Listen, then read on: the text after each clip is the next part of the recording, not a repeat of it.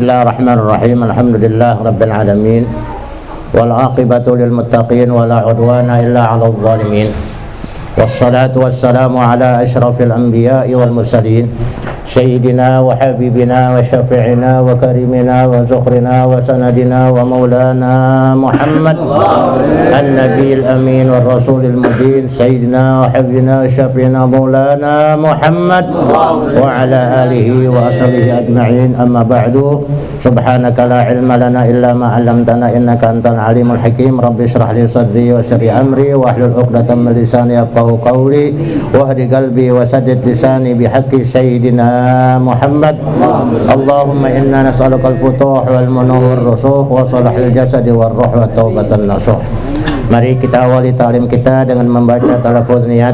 Semoga apa yang kita niatkan berangkat dari rumah sampai duduk di tempat ini sampai kita kembali senantiasa akan dicatat sebagai satu kebaikan yang akan meruntuhkan daripada segala dosa-dosa dan kesalahan kita, dan juga selalu diberikan ilmu yang bermanfaat, dibimbing kita untuk senantiasa mendapatkan rahmat dan ridha Allah Subhanahu wa taala apabila kita wafat dimatikan dalam keadaan husnul khatimah.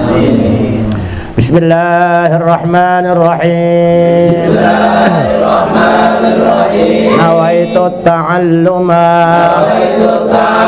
wa ta'lima wa tadhakkura wa tadhkira wa naf'a wal intifa'a wal ifadata wal istifadata wal hissa alif tamassuki bi kitabillahi wa sunnati rasulihi sallallahu alaihi wa alihi wa sallama wa du'a ilal huda wad dilalata alal khair ibtigha'a mardatihi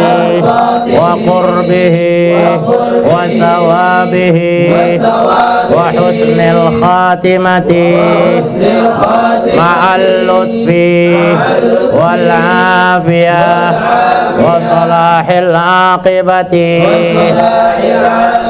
fid dini wad dunya wal akhirah. Al-Fatihah. Kita lanjutkan. Jibu huwallazi la yumkinu adamuhu wa dzalika kadzatihi ta'ala wat tahayyuzi lil jirmi ay mumana'atihi alal qadaril ma'khudhi minal faraghi ay mana'akal ghairu min an yahulla fi makanika wa kattisafil jirmi bi ahadil harakati was sukuni wal mustahilu huwallazi la yumkinu wujuduhu kasyariki lillahi wa khuluwil jirmi anil harakati was sukuni ma'an wal jaizu huwallazi yumkinu wujuduhu wa adamuhu kat وتعظيم المطيع الذي لم يعص الله تعالى لم يعص الله تعالى طرفة عين وكاتصاف الجرم بعين أحد الحركة والسكون. Kita belum masuk kepada sifat-sifat Allah yang nafsiyah, salbiyah, ma'ani dan maknawiyah. Kita baru pengenalan wajib itu apa.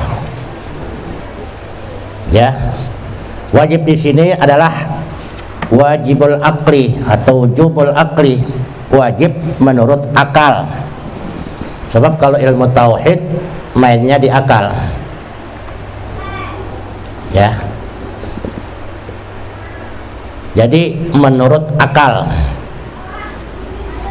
Jadi wajib menurut akal. Kenapa kita perlu mempelajari yang wajib, yang mustahil, yang jaiz? Itu dikatakan fi haqqihi ta'ala, dalam haknya Allah Ta'ala. Maksudnya apa? Menunjukkan kalau Allah itu adalah Tuhan yang sebenarnya.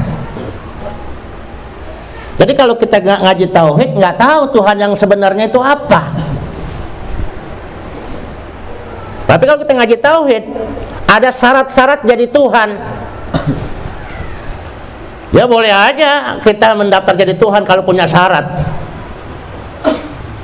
Sebab di akhir zaman ini bukan hanya banyak orang ngaku nabi, ngaku Tuhan ada. Ngaku sebagai Tuhan. Fir'aun pernah ngaku sebagai Tuhan, ana rabbukumul a'la. Sayalah Rabbmu yang paling tinggi. Ya. Ada orang mempertahankan matahari. Ya boleh-boleh aja, cuman punya enggak syarat-syaratnya sebagai Tuhan. Makanya perlu kita ngaji tauhid. Kalau ngaji-ngaji yang lain itu sifatnya furu', cabang. Cabang tidak akan terjadi kalau nggak ada pongkolnya. Makanya ilmu tauhid itu dikatakan ilmu usul. Pongkol segala macam ilmu apa saja di dunia ini itu bersumber kepada tauhid. Apa saja. Makanya kadang-kadang kenapa orang itu nggak mau ngaji tauhid? Sebab gurunya nggak mau pusing, muridnya nggak mau ribet. Gurunya nggak mau pusing, nyiapin bahan-bahannya. Muridnya nggak mau ribet. Kenapa? Sebab ngaji tauhid itu memeras otak. Orang yang sering memeras otaknya, insya Allah nggak cepat pikun. Bertafakkur kepada Allah untuk memahami dan untuk meyakini bahwa Allah itu Rabb kita, itu khairun min ibadati sab'ina sanah, lebih utama daripada kita beribadah 70 tahun cuman mikir doang walaupun nggak ketemu.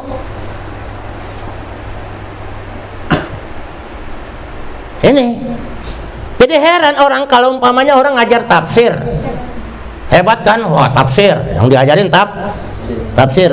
Tafsir itu apa sih? Tafsir itu kan membahas Al-Quran. Al-Quran itu apa sih? Al-Quran itu kalamullah, kalam itu kalau dalam ilmu tauhid tangga ke-13. Wujud, qidam, baqa, mukhalafatul hawadithi, qiyamuhu binafsihi, wahdaniyat, kudrat, iradat, ilmu, hayat, sama, basar, kalam. Tangga ke-13. Lompat. Bagaimana orang akan yakin kalau itu adalah firman Allah kalau nggak pernah kenal Allah? Kita tahu, yakin ini ucapan Syiah. Kenapa? Gua tahu banget tuh, gua kenal banget tuh ucapannya seperti itu, dah cirinya sendiri, nggak ada yang bisa niruin. Yakin kalau udah tahu tentang zat yang berfirman di dalam Al-Quran. Makanya orang ngaji tafsir tapi kagak ngerti, tetap aja dia kagak yakin apa yang diucapkan, dia kagak yakin. Kenapa? Belum kenal siapa sih yang berfirman. Orang belajar hadis, Riyadhus Shalihin kah? Ya. Atau Sahih Bukhari, Sahih Muslim. Itu kan ucapan Nabi, perbuatan Nabi. Kalau nabinya nggak dikenal, bagaimana dia bisa meyakini kalau itu ucapan Nabi? Bagaimana kalau hadisnya hadis palsu? Sebab nggak belajar sanad, nggak belajar mustalahul hadis, nggak jelas. Tapi gurunya yang penting disodorin kitab, ada terjemahannya, tinggal pinter-pinternya ngomong. Tapi kalau tauhid meres otak, beli kitabnya terjemahan, sodorin, tanya ngerti nggak apa yang dibaca. Dia perlu pemikiran. Makanya orang-orang ahli tauhid itu orang-orang yang memang selalu berupaya untuk apa?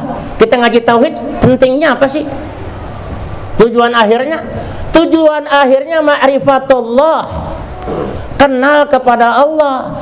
Orang yang udah ma'rifatullah dikatakan al-arif billah. Orang yang arif billah, yang dikatakan al-arif billah, orang-orang yang sudah kenal Allah, itulah dikatakan para wali. Ala inna awliya Allah la khaufun alaihim wa lahum yahzanun. Kalau udah kenal Allah, udah jadi wali Allah, kekasih Allah, orang yang dekat dengan Allah, nggak ada rasa takut. La khaufun alaihim, nggak ada rasa takut. Hatta ditaruh bom di depan dia, nggak bakal takut. La khaufun alaihim wa lahum yahzanun, nggak bakal sedih. Ya, kalau kita kan sebentar-bentar sedih mulu. Diomelin sedih, dibentak sedih, disuruh sedih, ya kan? Dipecat sedih, tuh, dirumahkan sedih, kebanyakan sedihnya kita. Nah, makanya perlunya kita ngaji tauhid begitu. Nanti ada tangga-tangganya kita pelajari. Pelan-pelan, yang penting. Ribet karena belum paham. Kalau udah paham kita nyari. Kalau seandainya ada pengumuman pengajian pembahasan tauhid, kita kejar itu.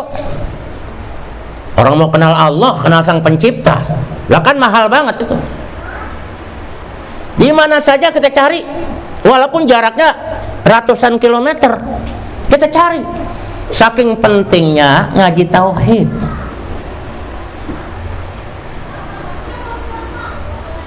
Syekh Mustafa Mahmud ketika ditanya, maaf Tuan Syekh, siapa yang menciptakan Allah? Nah, siapa yang menciptakan alam semesta? Allah. Terus yang menciptakan Allah siapa? Bingung nih Syekh Mustafa Mahmud pertama-tama. Sebab dia bidangnya bukan tauhid awalnya. Ditanya siapa yang menciptakan alam semesta? Di Quran ada. Wa in sa'altahum man khalaqakum fayaqulunna Allah. Kalau kamu ditanya siapa yang menciptakan kamu, maka mereka akan berkata Allah. Fayaqulunna Allah. Wa in sa'altahum man khalaqas samawati wal ard, siapa yang menciptakan langit dan bumi? Fayaqulunna Allah. Sama kita jawabannya. Cuman sama-sama kagak ngerti. Ya, karena sama-sama kagak ngerti, emang ribet, ujiannya banyak ngaji tauhid. Saya Mustafa Mahmud ditanya begitu, dia akhirnya berkelana lagi. Murid-muridnya ditinggalin. Akhirnya dia coba bertanya, karena memang otaknya cerdas. Gurunya yang dimana dicari ditanya, maaf Tuhan, saya ini ada pertanyaan, siapa yang menciptakan alam semesta? Ya Allah lah. Kamu otak jenius kok pakai nanya-nanya yang begituan, cemen amat loh. Yang begituan ditanyain, udah tahu yang menciptakan Allah. Terus yang menciptakan Allah siapa? Bingung lagi nih, gurunya ikut bingung juga. Iya ya, yang menciptakan Allah siapa? Sekenanya dijawab, yang menciptakan Allah ada dengan sendirinya. Maaf Tuhan, kalau Allah ada dengan sendirinya, apakah tidak mungkin langit dan bumi serta isinya itu ada dengan sendirinya?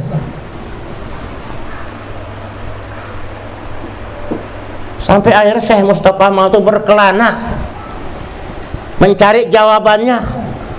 Ketemunya dalam ilmu matematika. Nah, ini menunjukkan kalau ilmu tauhid ini adalah ilmu usul. Pokoknya segala macam ilmu ada dalam tauhid.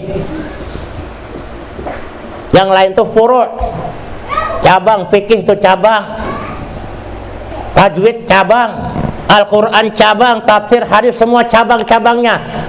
Usulnya cuma satu, pongkolnya, yaitu tauhid. Fal wajibu, yang dikatakan wajib, wajib menurut akal, bukan wajib menurut syara'. Huwallazi la yumkinu adamuhu, yang tidak mungkin tidaknya, ya, yang tidak mungkin tidaknya, jadi mesti ada.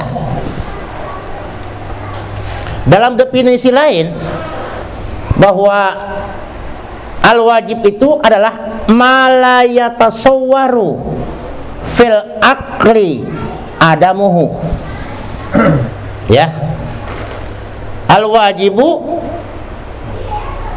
huwa alladzi la yatasawwaru fil aqli adamuhu.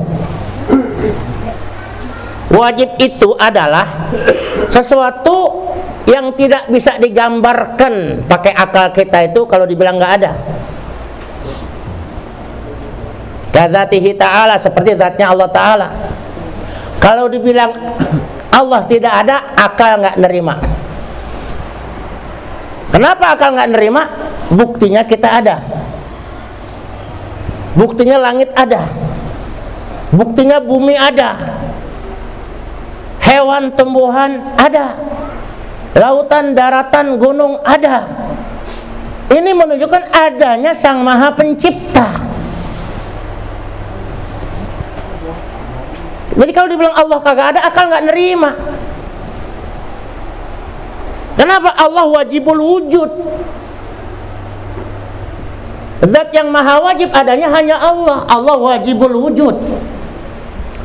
Berarti kan ma la yatasawwaru fil aqli adamuhu. Kalau dibilang kagak ada, akal nggak nerima. Kenapa kita perlu kenal Allah? Sebab kita ibadah karena siapa? Akhirnya Allah menyindir dalam Al-Quran, afara'aita man ittakhadha ilahahu hawahu. Apakah kamu melihat orang yang menjadikan hawa nafsunya sebagai Tuhan? Dan banyak yang mempertuhankan selain Allah. Jadi harus tahu dulu definisi Tuhan itu apa.